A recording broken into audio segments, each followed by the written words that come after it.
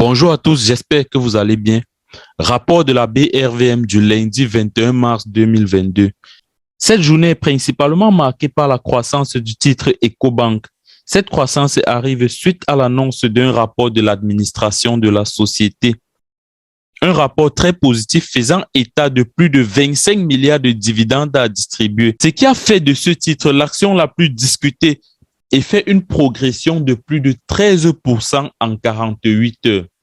En ce qui concerne l'indice BRVM, l'indice BRVM fait une progression de 0,87% journalier et une variation annuelle de 5,46%. Donc, le cours de l'indice BRVM 10 est de 161,89 francs CFA. Et l'indice BRVM Composite a un cours de 215,06, une progression de 0,46%, progression annuelle de 6,32%. Aujourd'hui, l'indice est au vert, contrairement à la séance précédente vendredi où tout était au rouge. Et en ce qui concerne le marché des actions, la capitalisation a évolué de 0,47% et le volume échangé fait une baisse de 57,12% annuel. Les valeurs échangées font aussi une baisse de 76,12% avec 41 titres échangés. Et du côté des obligations, nous avons la capitalisation boursière qui est en baisse de 0,36%. Le volume échangé en hausse de 389,79%. Et les valeurs échangées sont aussi en hausse de 383,51%. D'après ces deux tableaux, on se rend compte que les obligations sont plus demandées que les actions.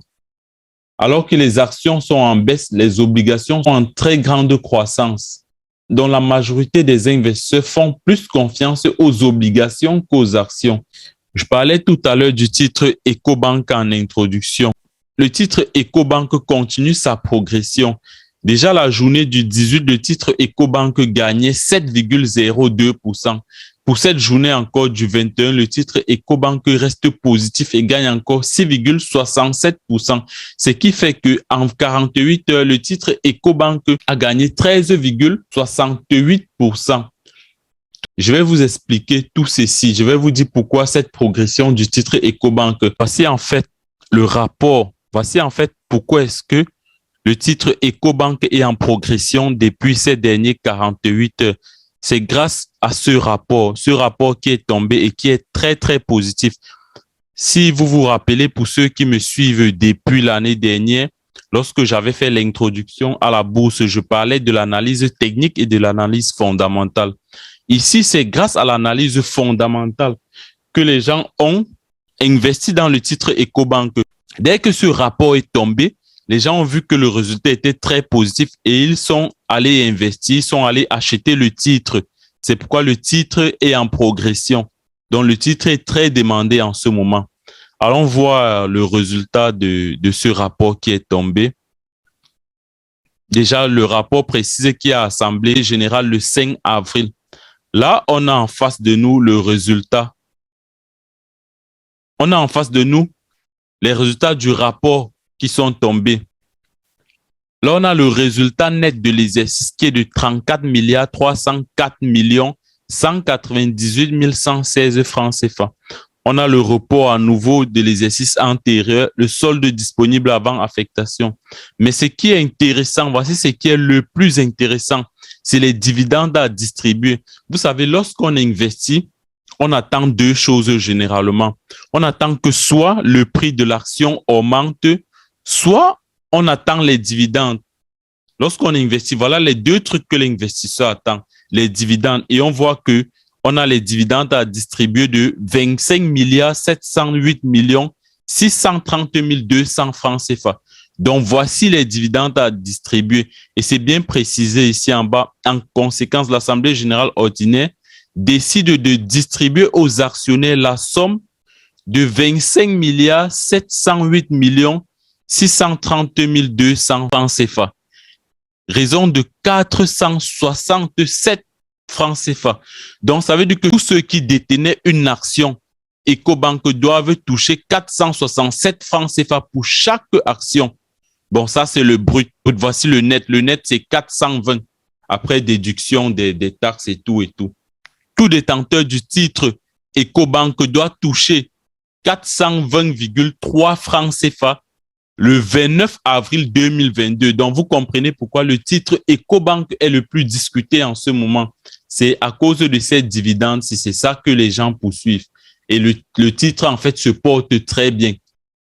C'est pourquoi Ecobank est en tête en ce moment. Au classement des plus fortes hausses, après Ecobank qui est en première position, on a le titre CETAO. Ecobank a gardé la première position durant 2 séances. En deuxième position, nous avons CETAO.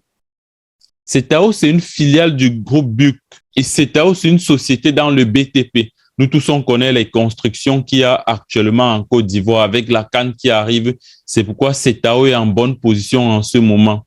Donc, CETAO a gagné 3,57% et annuellement, CETAO est à 98,63%. Nous avons Sodeci en troisième position. Sodeci, c'est la société de distribution d'eau de Côte d'Ivoire. Sodeci a gagné 3,49% durant cette journée, faisant une progression annuelle de 3,61% pour un coût de 4 450 francs CFA. En quatrième position, nous avons le titre Total Côte d'Ivoire. Total Côte d'Ivoire qui gagne 2,13% et annuellement 14,29% avec un cours de 2400. En quatrième position, nous avons la SOGB. La SOGB, c'est la société des caoutchoucs de Grand Bérébi. Ce titre a fait une progression de 1,36%, une progression annuelle de 11,90% pour un coût de 5 595. Remarque qu'on peut faire pour les plus fortes hausses de cette journée, c'est qu'il y a 4 sociétés ivoiriennes sur les 5. Du côté des plus fortes baisses, nous avons le titre Safka. Safka qui perd 7,38% et annuellement, Safka reste très, très positif avec pratiquement 99,41%. Nous avons en deuxième position Cronciem Côte d'Ivoire qui perd 6,85% et annuellement, elle est en perte de 11,11%. Troisième position, nous avons Bank of Africa qui perd 2,24%. Annuellement, elle est positive, elle gagne 24,02%. Nous avons la société Palm CI en quatrième position qui perd 1,95%, progression annuelle de 33,19%. Et en cinquième position, nous avons CV Abidjan qui perd 1,64%. On se rappelle que CV Abidjan est resté du côté des plus fortes hausses durant 2 séances. Durant ces 2 séances, CV avait gardé une bonne position. Mais déjà, dans la journée du 16, je conseillais que CV, pour le moment, n'est pas un titre à acquérir. Ce n'est pas un titre à garder.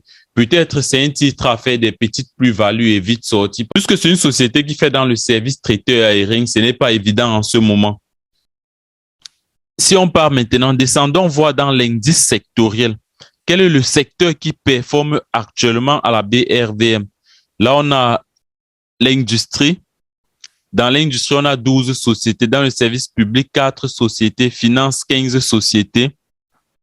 Et lorsqu'on voit l'évolution journalière, on remarque autre secteur qui a fait une progression de 3,57% et une progression annuelle de 98,63%.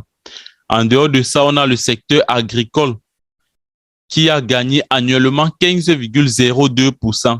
Certes, pour cette journée, le secteur agricole est en perte avec 0,59% de perte. Mais sinon, annuellement, c'est le secteur le plus prolifique, le secteur agricole. Nous avons les indicateurs de la BRVM. Nous avons le PER qui reste dans une situation normale à 13,18%.